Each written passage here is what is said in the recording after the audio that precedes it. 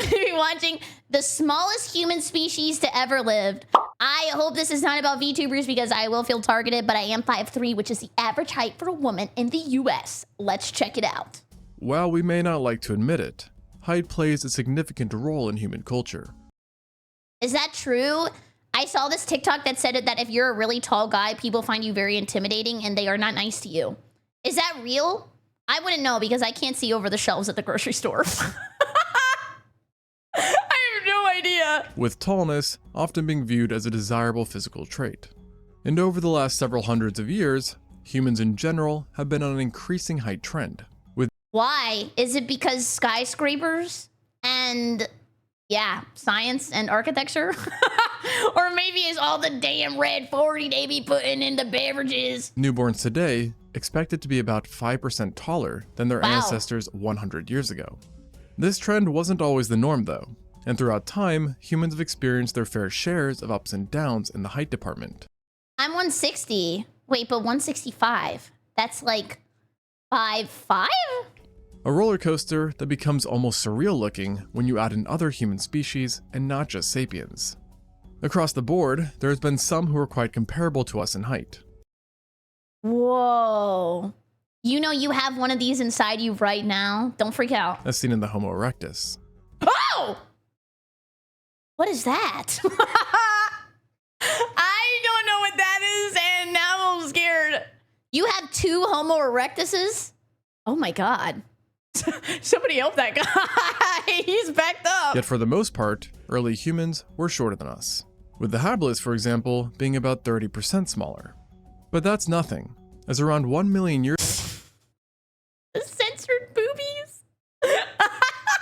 ago or so, a group of archaic humans emerged in the Eastern Hemisphere that made even the habilis seem like giants, representing the shortest human species currently known to science. Homo floresiensis, Ooh, sometimes cool. referred to as the real-life hobbits. That's a little insensitive, let's be honest. We couldn't think of anything else. Our knowledge on these mysterious people is fairly limited. I mean, he's short, but look at how big that sensor bar is. He was not lacking. And remarkably recent.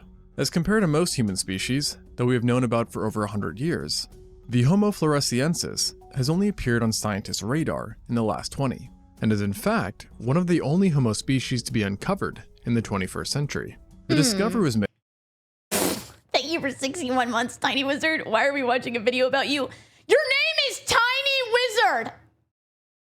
Think about that. In fact, one of the only Homo species to be uncovered in the 21st century.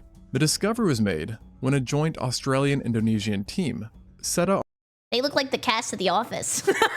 on the island of Flores looking for evidence of the first human migration of modern humans from Asia to Australia. However, instead of finding evidence for this, they instead came across a remarkably well-preserved skeleton within the Leon Block cave, which was clearly human. They dubbed the specimen LB1 and noted its unusual characteristics, including its blatantly small build, leading I was trying to pause on the last screen. I didn't mean to pause on this. Oh my God, me whenever I take a shower and I forgot that my towel was in the dryer. to its nickname, the Little Lady of Flores. And soon after this find, more specimens were found in the area, totaling to 15 individuals. Due to their frame and skull, Holy crap! Look at how big that lizard is! Oh my God. Back in my day, we had to ride the Komodo dragons to school. researchers deduced they had not just found a new society of people, but an entirely new species of Homo. This Me in middle school. actually generated a bunch of questions, which included both why were they so small, and how did they come to be, as the island that they inhabited is bordered by the Lombok Strait, a deep passage of water that happens to be the deepest in the entire world, implying that the island was isolated even during periods of low sea levels. This meant that the ancestors of Floresiensis had to have reached the island by oceanic dispersal. At this point, do you just say a prayer? Like, you're just done, right? Like, what do you do against a giant wave? With the most probable way being rafting. This subsequently led to 2 different hypotheses. with the first being that Floresiensis descended from an early migration of primitive Australopithecus or habilis. This is such a like privileged take, but can you imagine just walking the world with no shoes? That has gotta be horrible. Just straight up rocks and doo-doo caca on your toes all day. Oh, hell no. This descended from an early migration of primitive Australopithecus or habilis, with the argument being that their feet was more similar to those seen in habilis and See, I knew we were gonna start talking about feet. I have a sense for it. Australopithecus than other hominins. But conversely, the second hypothesis pushes back on this and argues that Floresiensis is a descendant of Javanese Homo erectus, as they share similar dentistry and craniums. Now, such a debate could be cleared up with DNA. However, every extraction thus far has ended in failure, so for now, the mystery remains. What there is no arguing about, though, is the remarkable smallness of these humans. But that's a bird. In the beginning, researchers actually thought that the small frame of LB1 was an exception, not the rule.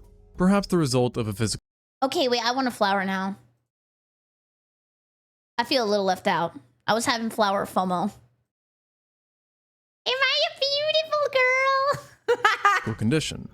But as more specimens were found, it became evident that they were simply hobbits, or as close He says it like a slur.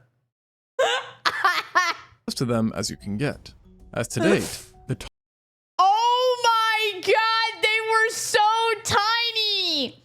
So much smaller than average. Holy, so small. tallest known specimen is only a mere 1.09 meters tall, or 3 foot 7 inches, Wow. while the holotype is even shorter, having stood at around 3 foot 6 inches, or 1.06 meters. Wow. At this height, Floresiensis would be considered well within the range of dwarfism in modern humans, and was roughly 40% smaller than the average human born in 1996. So is it really the stuff that we eat? Like, because we get to go to McDonald's and have a quarter pounder, or maybe a double quarter pounder with only lettuce, like we get to be bigger? So McDonald's is the reason we're tall? That's called American mindset. Additionally, Floresiensis is even smaller than the shortest groups of modern humans today, a title that is usually given to the Mabenga, Mabuti, Semang, or Andamanese people, all of whom fall between 1.37 and 1.5 meters, or 4 foot 6 and 4 foot 11 feet on average. And as such, the limited height of Homo floresiensis quickly led to them being dubbed hobbits. So the Komodo dragon, they are poisonous as you eat it, venomous as it eats you. They're venomous? This would be terrifying. If you were really short, this would be like a Godzilla attack. This is a boss fight. Like, music would start playing. After the fictionalized race popularized by J.R.R. Tolkien. However, what's ironic is that while these real-life humans were actually smaller than the hobbits portrayed in the movies, they were essentially identical to the average height of hobbits in the books, making the nickname extremely fitting. But it gets even more coincidental, as their feet were also quite hobbit-like, with them having been Okay. They had hairy feet? Anybody in chat have hairy feet? unusually large and flat when compared to the rest of their bodies. However, where they differed was that opposed to hobbit toes, which is Berry move. You wanted to see the feet that bad? Oh my god! Wait! His feet is more attractive than mine. My second toe is longer than my first toe. How am I getting foot mogged? in the movies appear to be thick, theirs were long yet very thin. And this, combined with the flatness and largeness of their feet, likely led to them needing to bend their knees more than we do when I walking, need pants. leading to a high stepping gait, and therefore slower walking speed. Do you think it would be freeing to be naked all the time if everybody was naked all the time? Like, would you feel like the wind in your cheeks? Maybe like hustling your man bits? And interestingly enough, the legs were Try it? I can't. Okay, well, Florida does have the world's biggest nudist, like, community, but I do not go there. I think it's for old people. also more robust than even our own, despite their short size. But this did not help them much in the weight department, as overall, they were still quite gracile in build, with an estimated average weight of only 25 kilos or 55 pounds, making them lighter than a border collie and 1/4 the weight of your typical American male. Well, I mean, also that could have been the McDonald's occasion. We were talking about that. I'm a Judd. Such a small and light build I play video games and until the sun comes up. obviously made paleontologists wonder, why were they so small? And the I don't answer know. seems to have been tied to Flores itself, which was Oh. not the biggest island you could find yourself on. So they were like Resident Evil inventory maxing? Being about roughly half the size of Vancouver Island. This meant that resources were not especially abundant, and thus caused insular dwarfism, where the absence of sufficient resources led to an evolutionary pressure of decreasing body sizes. So what evolutionary aspects happens in America? Like, what do I get a buff on? Do I get a buff on being really cool because we have AC? Roundness, obesity. Why were you so quick with that? And one group of researchers believe that they have actually deduced the exact resource, or lack of, that led to the Floriensis' dwarfism: iodine. Specifically, Isn't that in the salt? Iodized salt. they mentioned how some of their odd features are key characteristics seen in congenital iodine deficiency, such as small bodies, reduced brain size, large fossa, relatively thick limbs, double-rooted premolars, and unusual wrists. Oh. Like this? I look like I'm gloving. Although I will say, not everyone agrees with this take, and some argue that their fossa was not enlarged or different from our own. And besides being much shorter and lighter than modern humans, the Floresiensis was quite anatomically different as well.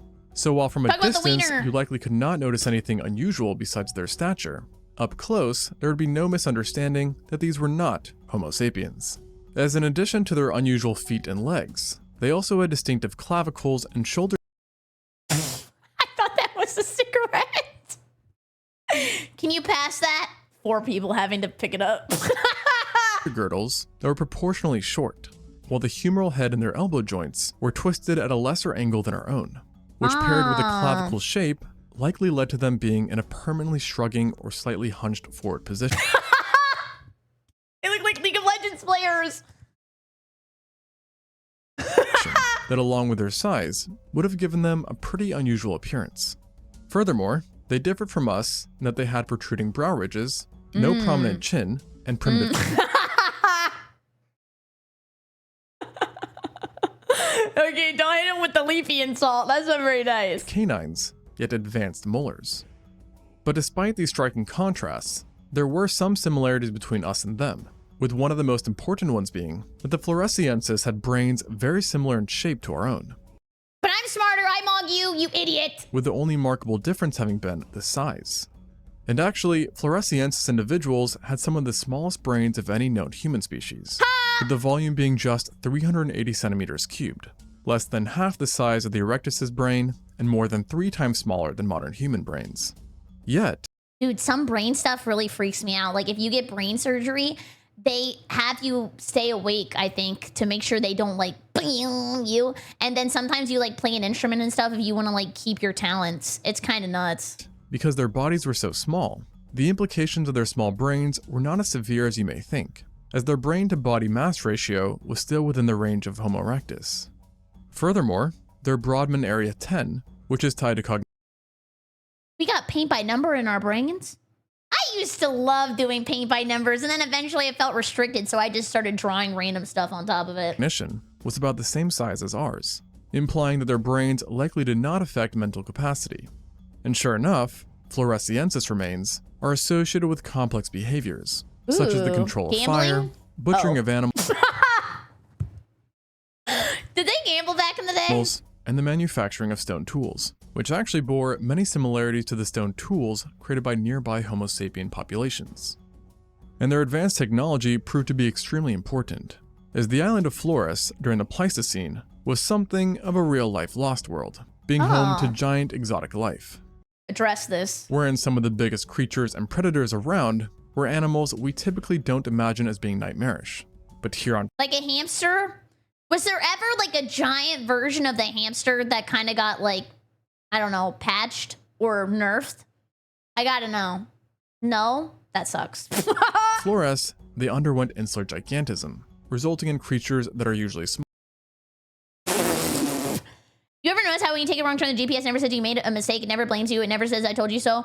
Instead, it just recalculates your route and then it leads you along a new path in the same direction. But when it is us, we hate ourselves, we get ashamed, we get embarrassed, we get mad. It's all negativity. But if you took the same mindset as a GPS and applied it to our own lives, whenever life throws obstacles in our path, we must find a new way around it. Thank you. Smaller, becoming absolutely massive. One such animal that experienced this was a stork from hell, Leptoptilos robustus.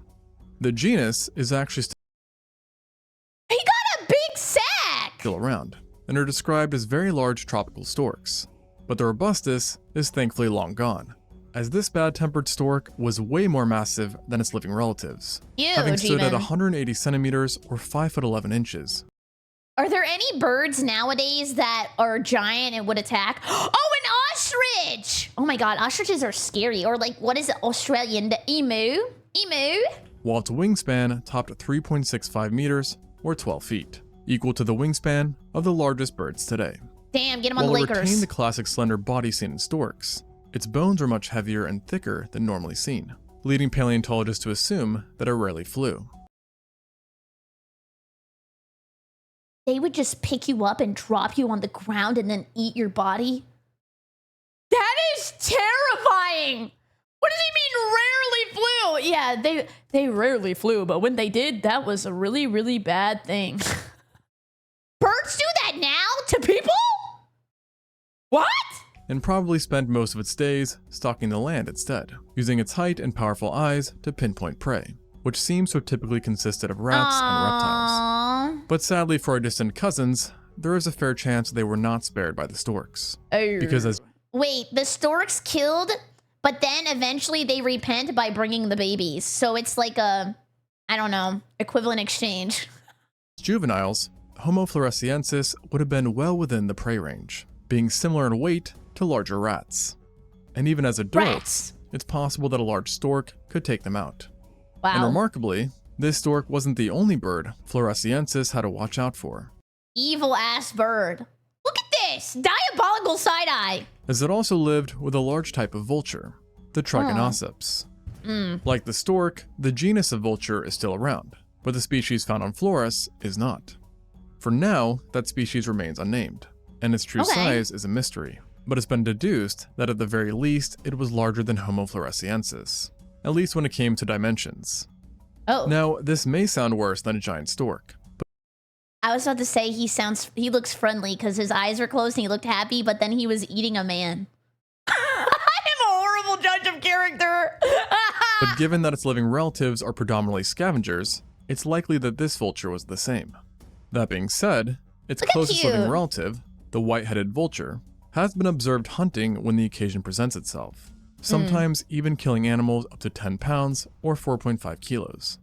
So if we assume that the Flores vulture was at least double its size, that would again put juvenile and subadult floresiensises Where you get that bando, girl?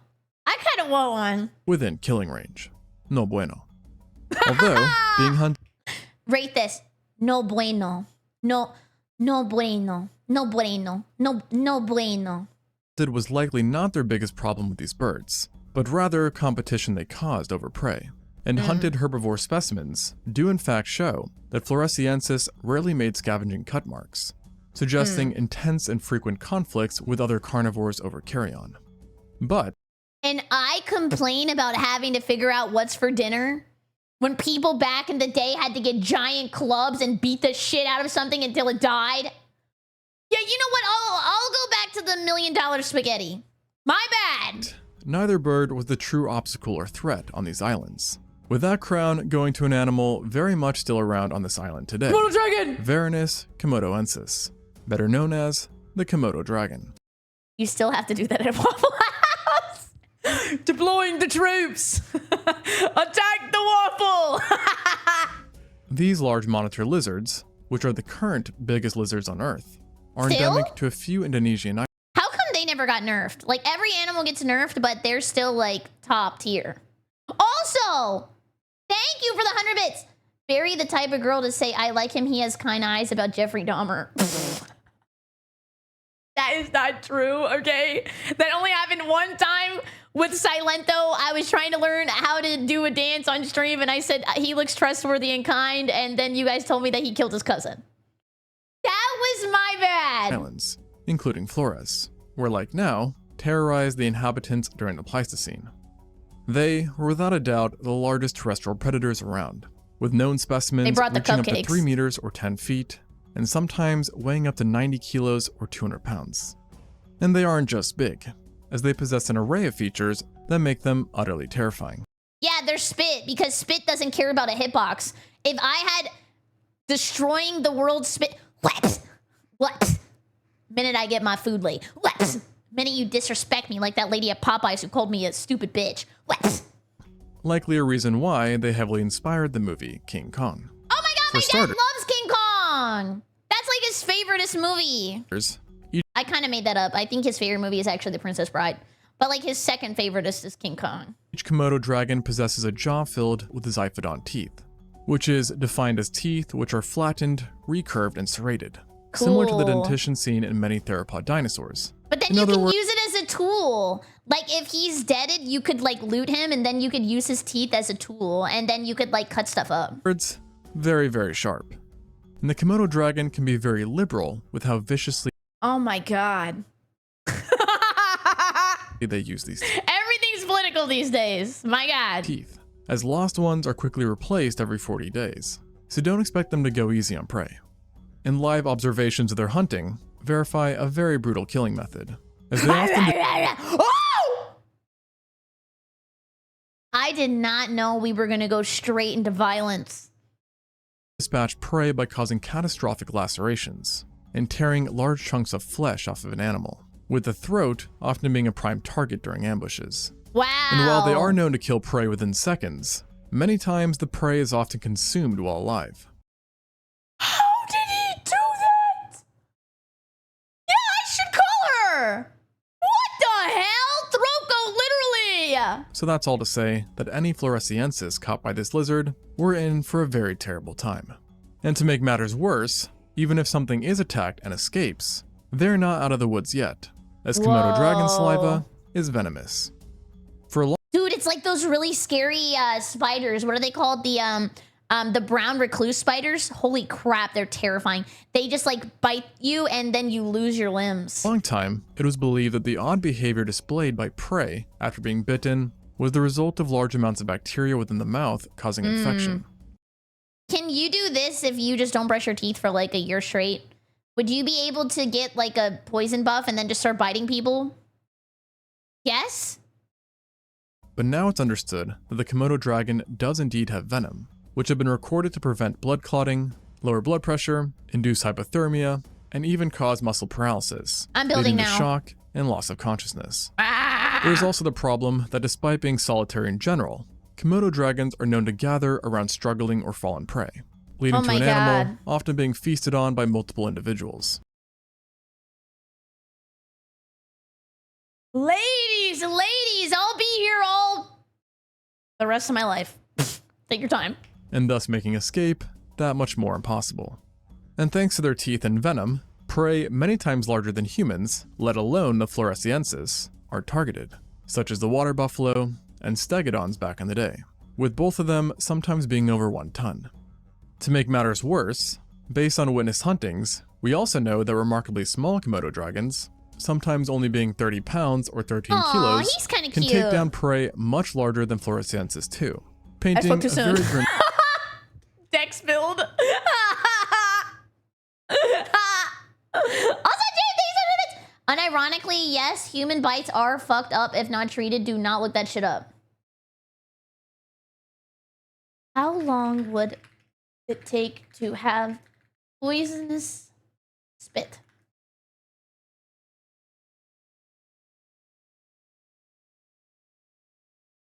Nobody's asked this before.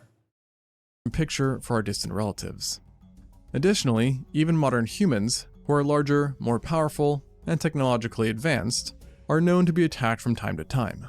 And over a 30-year-plus period, 24 attacks were reported with a Some people are way more brave than me.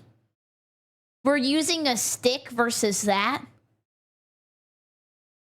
fatality rate of 20%, which, just to put that into perspective, is greater than the lethality of shark attacks. Dude, poor sharks. They always get the bad end of the stick. Oh! I mean, I guess literally, this is not looking good.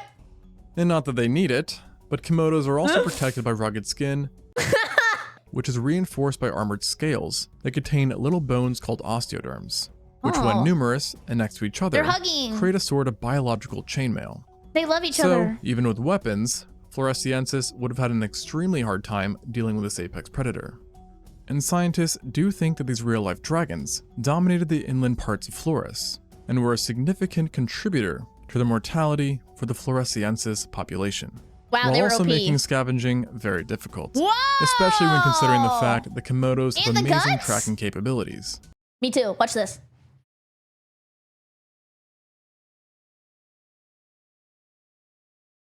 Being able to detect carrion up to 6 miles or 9.5 kilometers away. And they weren't the only reptilian predators to watch out for, as back in those days, Flores was home to a fair amount of saltwater crocodiles Somebody died to an alligator like last week. as well. Nice. Nice. These large beasts tended to stick to coastal environments, including mangrove swamps, making any ventures there quite questionable. Okay, hear me out. There's just like something in his eyes. He's kind of got like that swagger. Because as you likely know, saltwater crocs are pretty gnarly, being the largest reptiles on Earth at the moment, sometimes exceeding 1 ton in weight, and possessing one of the strongest bites, period. Oh my god, what if that was my head? Oh, hell no! That clocks in at around 16,400 newtons. You know, just nearly 27 times more powerful than the bite of a wolf. And because of their presence, the Homo floresiensis perhaps did not eat as much marine prey as you would expect an island-dwelling human to do. I love fish. I love eating fish. I love fishing. I love fishing for compliments. W fish. And thanks to their size, this was yet another apex predator, which did not make things easy for them. Now this being said, Thank you, said obsessive fish. What about shrimp? I do love eating shrimp, but something about eating shrimp feels really bad because it's like you had to basically kill 900 of them for me to feel like I was satiated. Like I wiped out an entire generation, families, not just one. because Homo floresiensis lived in groups and had a variety of weapons at their disposal, the tyranny of the reptiles may not have been as dominant as expected, and our distant cousins were ultimately still very efficient hunters, likely preying on the smaller inhabitants of Flores, with rats and other rodents in particular having seemingly been a primary source for calories. As Eating rats? I don't think I've ever eaten a rat. Has anybody in chat eaten a rat? I don't think people do that. Can you eat a rat? Yes, you can. And they are legally and regularly consumed as a primary source of protein. Never eat a city rat. Okay, I mean, I guess I won't eat a city rat, but maybe I'd eat a country rat. multiple species were widespread across the island and diverse in size, with the two largest having been the Papagomus and the now extinct Michael. Speleomus. Oh. Both of them were giant from a normal rat's point of view, and as adults, they were likely comparable to the size of a rabbit. Oh. This one's kind of cute. I always wanted a rabbit or a bunny as a pet, but then I learned that they're actually really hard to keep up with and they're very difficult to have. And I decided I just don't have enough will to take care of a rabbit. In the grand And they shit it everywhere. And like, I'm the only person who should be shitting everywhere in my house. scheme of things, and because in general there weren't many predators in Flores, these rodents were probably found pretty much everywhere at all times. And while these smaller creatures were a huge part of Homo floresiensis' diet, these hobbits also made good on the saying, it's not the size of the dog in the fight, but rather the size of the fight in the dog.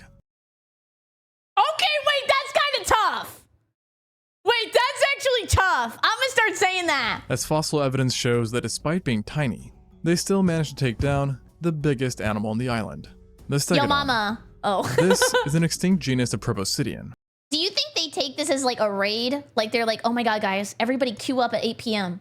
We're gonna take on the stegodon. He's been here for way too long. That is closely related to elephants and superficially looks a lot like them. And on Flores, they're one of the unlucky mammals to experience dwarfism, and thus leading to the species Stegodon florensis. Yeah, they going, Leroy Jenkins!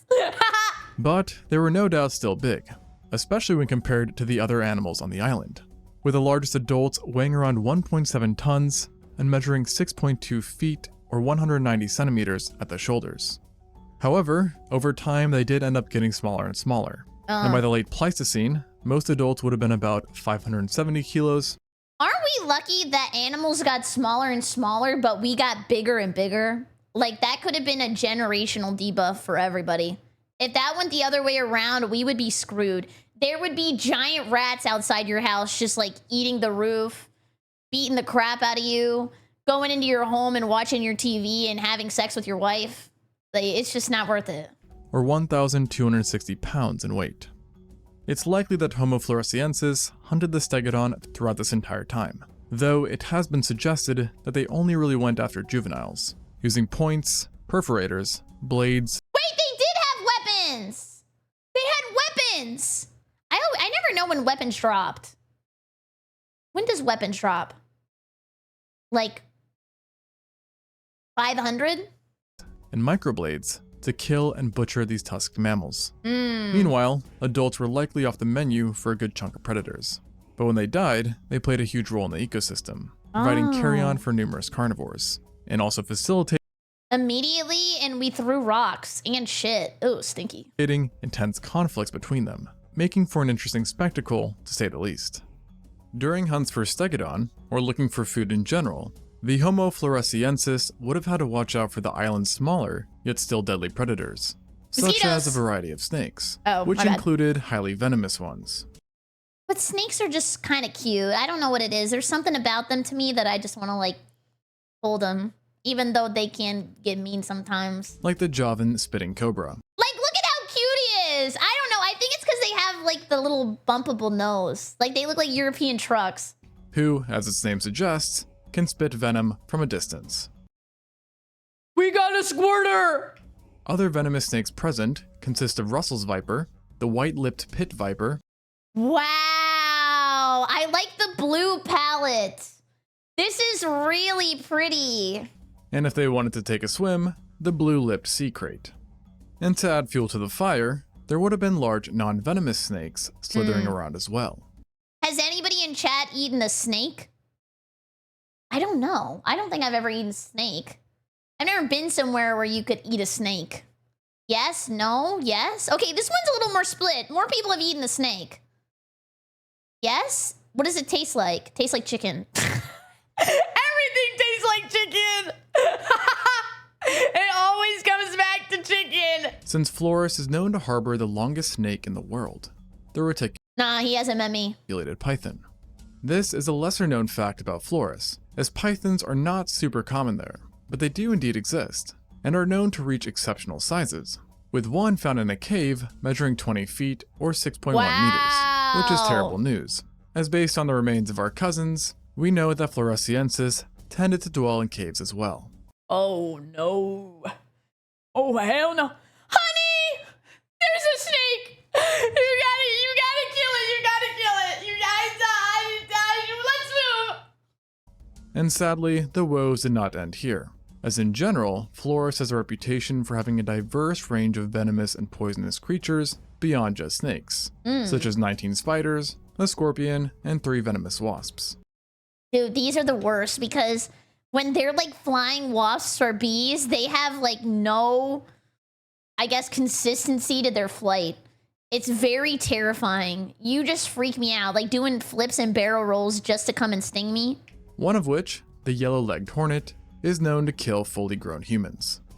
And while not 100% confirmed to be venomous, there is another close relative of the Komodo dragon still living on Flores as well, the Asian water monitor. that just so Ooh. happens to be the second largest living lizard on Very, like, human eyes. Earth, with exceptional specimens being similar in length to the longest Komodo dragons, while reaching weights of 50 kilos or 110 pounds. Are you allergic to bees? No, but whenever I was a kid, a bee flew in my ear and he stung me. That was horrible. And then today I was watching a video where this lady had a June bug stuck in her ear and they were trying to get him out, but he kept going deeper and deeper into her head, trying to get to her brain. Clearly, Floresiensis had some things stacked against it. And yet, it still managed to not just survive, but thrive, having achieved one of the longest temporal ranges of any Homo species, with remains being dated across a 950,000 year period. Wow. This long reign can probably be heavily attributed to their culture and skillful manufacturing of tools, which has actually shocked researchers. Yeah, but did they have the internet? Ew. Due to its extensiveness, with over 10,000 stone tools coming from a single cave alone. And despite Flores having some questionable inhabitants, it did provide some unique benefits that surely helped prolong the existence of Homo floresiensis. One such benefit There's an ant on my monitor. Never mind, it was flying. I don't know what that was. is that the island is home to a large number of pretty sizable caves that made for ample residences and provided a degree of defense against most kinds of predators, making them kind of like hobbit burrows. I would want to live here, honestly. It is really cute. You know, it has some color to it. Nice, top. But do you have to mow it? Then there's the additional fact that Flores for most of the year retains a tropical climate Perfect size for you. This is the last time I tell you about my hopes and dreams. with ample amounts of rainfall, helping negate the consequences of the island having no major rivers or lakes. Finally, there is the double-edged sword of isolation, because while it did lead to dwarfism and gigantism, it ultimately made it harder for new animals, and therefore competition, to arrive to the island, and thus leading to a comparatively low amount of predators. However, once in a But then you just start breeding. Oh, but with their brother! blue moon, a new face would show up, and unfortunately for the Homo floresiensis, a familiar, yet most likely unwelcome face popped up 50,000 years ago. Oh Modern my god. humans. We don't know for sure what went down between the two Homo species, but a leading idea is that Homo sapiens may have engaged in violent conflict with the floresiensis, who because of their size were no match for the larger and smarter new arrivals. In addition to direct warfare, modern humans may have negatively impacted them as well by altering the ecosystem of Flores, creating a strain for all the different inhabitants. Whatever the case is, Okay, but when was farming invented? Like, that would solve a lot of their problems if they just had, like, a wheat farm and just made bread. That always helps me early game Minecraft. though, it seems that the arrival of modern man ended with the demise of the floresiensis, Took us a while to get there. Okay, well, they need to start investing in that tech tree. who had called this island home for hundreds of thousands of years, and signifying the extinction of the third youngest Homo species after the Neanderthals. Wow, that was a really good video. We should watch more of these. I like that. I like learning. Thank you so much for watching. I super appreciate it. If you're new here, make sure to come by the Twitch stream, twitch.tv/BerryCrepe, and use code Berry for 10% off your Gamma subscribes. And I don't know if the campaign's still going because I don't know when this video is going to be uploaded, but please check out the cup. I would appreciate it. And I hope you have a great day. Goodbye, YouTube. Goodbye, goodbye, goodbye.